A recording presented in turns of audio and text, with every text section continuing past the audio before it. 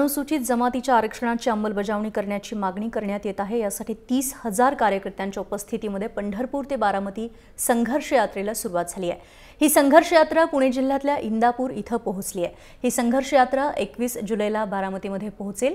शरद पवार यांनी लोकसभा निवडणुकीपूर्वी समाजाला दिलेला शब्द पाळावा अशी मागणीही यावेळी करण्यात येणार आहे।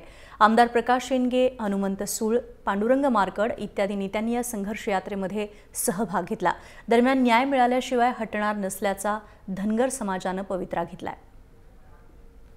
जवळ 60-70 हजार लोकांचा मॉब संघ आहे। बारामतीपर्यंत 5 ते 7 लाख लोक जमतील अशी आमची खात्री।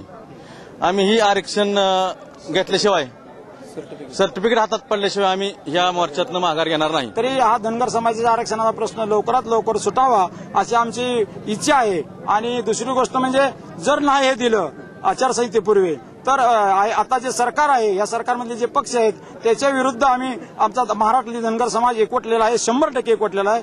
तो विरोधी मतदान केल्याशिवाय राहणार नाही।